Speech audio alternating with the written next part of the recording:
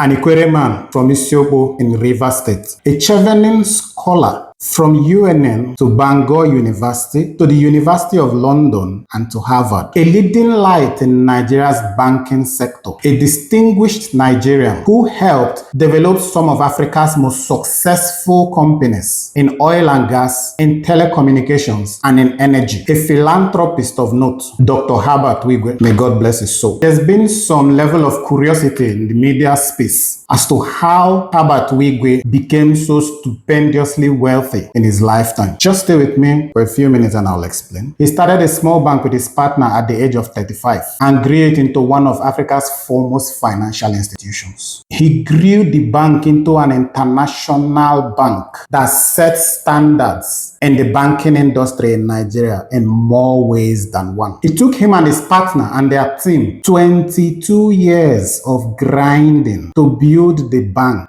Access Bank, to what it is today. They had to scale some initial hurdles. One of them was that central banks said that they were too young to own a bank, still being in their 30s.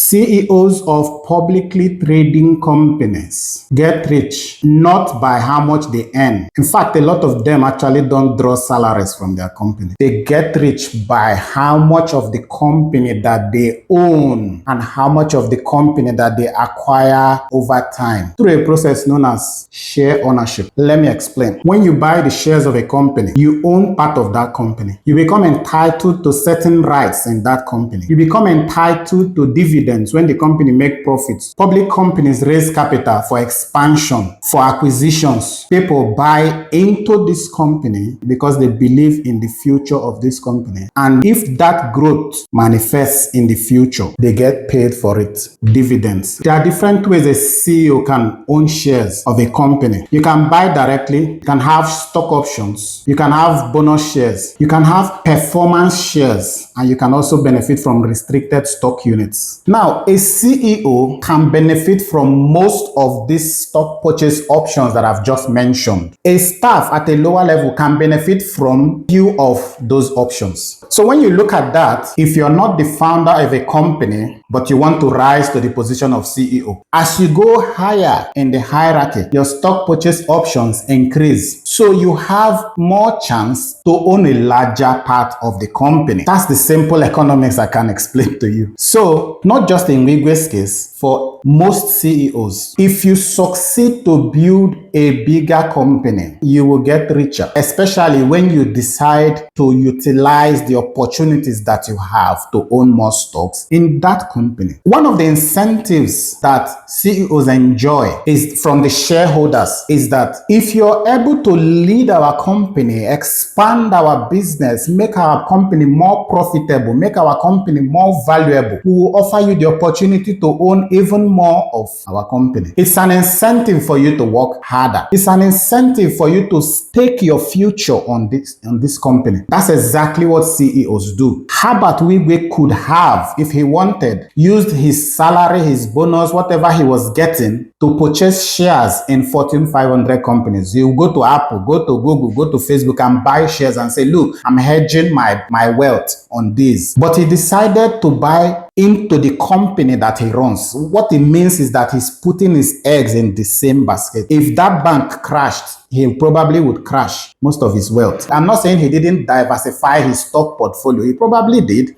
but he put most of what he earned, most of the money he made in this particular company. He staked his future. You can say the same thing about CEOs of the world's richest company. In the US, in India, in Africa, you can say exactly the same thing about them. Especially for somebody who, even as at 2023, was increasing his stock ownership in the company significantly. He was buying via indirect purchase. Was he into any shady dealings? It's not in my place to say. If he was, you had the central bank regulating his bank. You had the EFCC. You have all the instruments of government that checks financial impropriety. But if you ask me, is it possible for Herbert Wigwe to get as rich as he got as a result of the job he had? as a result of his 22-year grind? Absolutely yes. He didn't have to be a crook to be as rich as he became. You have Tony Elumelu, you have Femi Otedola, you have Aliko Dangote,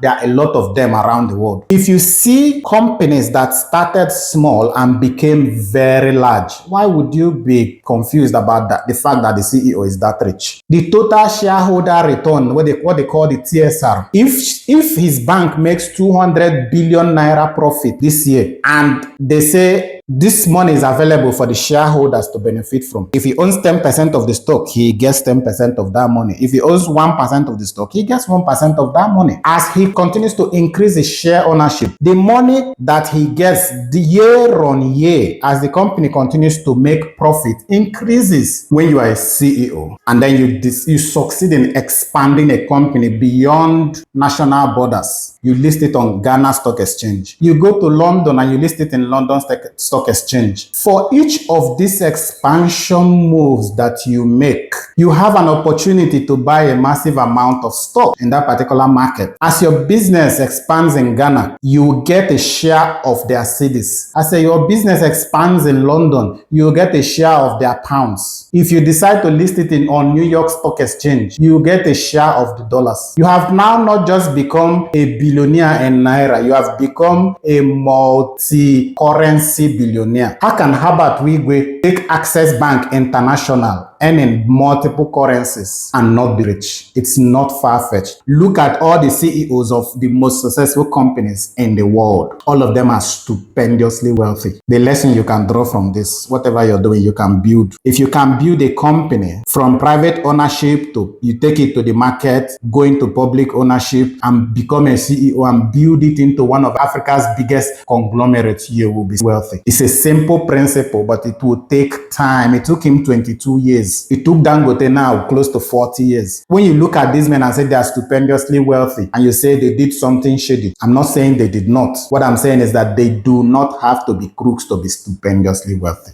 I'll rest my case on this issue. This is Discourse, and I'm Azubike. Thanks for watching this video.